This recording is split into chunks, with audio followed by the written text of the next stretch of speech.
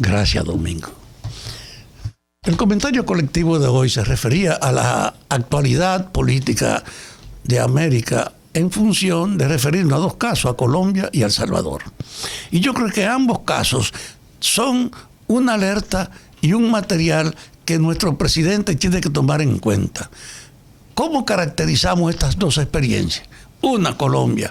¿Por qué se ha generado un levantamiento popular de tal dimensión que el gobierno no ha podido mantener su propuesta de cambio que había organizado, redistribuyendo los impuestos, donde aparecía cargando los sectores populares y manteniendo la protección y las exenciones en los sectores dominantes de la economía?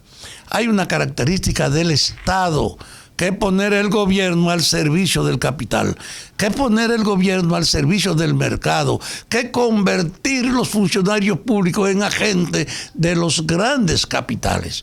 Eso es característico, ese es el dominio de hoy que predomina en estas sociedades. Pero eso antes pasaba inadvertido y ahora, gracias al papel que tienen los medios de comunicación y a la democratización del teléfono portátil, la mayor parte de la gente no tiene que ir a consultar a un dirigente para tener una posición frente a un hecho. Por la información puede elaborar por sí mismo. Hay una modificación en la conciencia colectiva.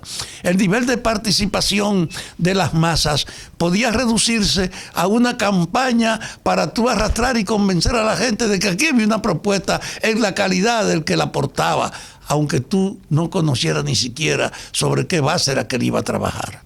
Es decir, el liderato tenía un sentido muy personalizado porque la democracia estaba muy restringida y el acceso a las informaciones era para las élites.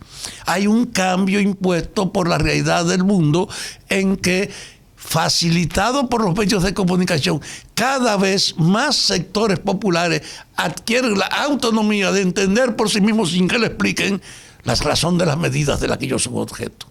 En Colombia fue una propuesta basada en la reiteración tradicional de dónde están los recursos para el gobierno actuar. Están en la captación de los impuestos. ¿Y cómo distribuyen los impuestos? En una ofensiva donde la masa hace el aporte y las exenciones fiscales y las protecciones a los grandes en nombre de que ellos hacen empleo. No. Eso es poner la sociedad al servicio del gran capital. Eso es organizar el mantenimiento por la contribución de los gastos del Estado en manos de la mayoría en un plano de igualdad, pero con una diferencia social para esos que se creen son los dueños de las matrices de las oportunidades que son los grandes ricos. En Colombia ha fracasado ahora la reproducción y la legitimación de la característica de un Estado que está al servicio del mercado y de los grandes. Allá reaccionó la gente. No es verdad que el pueblo va a seguir pagando esto cuando usted tiene una política de tolerancia y de exención. Entonces, mire lo que ha dicho Biden, porque hay un cambio en marcha en el mundo. Los ricos tienen que pagar más. Lo ha dicho Biden. Ante un hecho que está caminando, hay que reorientar el financiamiento de los estados. No se puede seguir reproduciendo como antes porque ahora se hace más grave la situación debido a la restricción que impone el virus. Como hay una amplitud ahora del desempleo, del hambre, de las necesidades, ahora usted no puede pasar por alto que a los que son los beneficiarios fundamentales de la actividad económica, ellos tienen que hacer una mayor contribución. Por eso Biden se refiere a que los ricos tienen que hacer mayor contribución. Entonces usted no puede en un país como esto pasar por alto de esa realidad y seguir reproduciendo que usted organiza el financiamiento basado en privilegiarlo a ellos y en generalizar el daño en los de abajo. En Colombia pues hay una lección para este gobierno.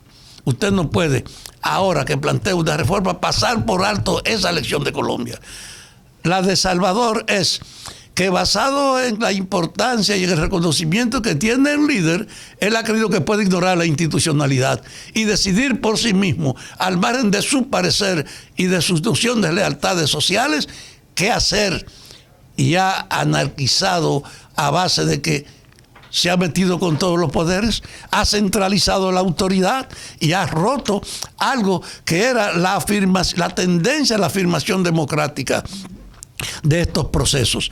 Esas dos cosas No se puede reproducir el orden ignorando la gravedad para el pueblo de la crisis a base de seguir protegiendo a los de arriba con exclusión y no con un trato de contribución en el mantenimiento del gasto público. Ser rico no es usted tener abierto el camino para la exención fiscal o para los privilegios. Es al revés. Debe ser para asumir la responsabilidad social en la misma proporción de su presencia económica. Entonces, lo de Colombia es un dato para este gobierno y lo de El Salvador también. ¿Qué quiere decir? Que aquí tenemos que hacer un cambio, es verdad, pero que ese cambio no puede hacer para legitimar la herencia de un orden profundamente arbitrario que ha deformado al Estado, que lo ha convertido en el sostén y en el padrino de los poderosos. Y solo hay que ver la estructura incluso burocrática de los propios ministerios. ¿A quiénes representan? ¿De dónde vienen? El gobierno es un aparato de las clases dominantes, no es un instrumento del servicio de la colectividad. El gobierno sabe que tiene que cambiar eso. Y Abinader ha comenzado con declaraciones. Ha dicho que él quiere mantener un vínculo con la diversidad social y lo ha mostrado. Va, visita, pero a la hora de las decisiones tiene que dar un paso de mayor trascendencia. Ahora mismo se ha incrementado el desempleo en el país, se han incrementado las necesidades, ha aumentado los gastos del gobierno y se han reducido los ingresos, porque está paralizado el turismo y hay un impacto sobre muchas actividades económicas, hijo de un año, de 14 meses de la crisis. En ese orden, ¿a qué ha apelado él? O a los empréstitos. Cada vez con más empréstitos tiene este país, con casi un 60% del valor de toda la producción nacional endeudado. Es decir, este país, que ha sido un instrumento protegiendo el gran capital, ahora es un instrumento de dependencia del gran capital porque le debe el 7 de cada 10 pesos que producimos, nosotros lo debemos. Hay una situación, junto con el incremento de una población que cada vez tiene más conciencia. Entonces aquí hay bases para una explosión y en medio de eso el gobierno dice que quiere hacer reformas porque está obligado a pensarla. Y él dice que es el gobierno del cambio. Y yo he estado insistiendo que la esencia, para usted aplicar el gobierno del cambio, tiene que tomar en cuenta las dos experiencias. La de Colombia no puede ser para consolidar el dominio tradicional y 3, no puede ser para alterar la actividad y la diversidad de la representación democrática. Si usted con esas dos referencias de Colombia y de El Salvador abre el camino, tiene que poner la cosa con transparencia sobre la mesa.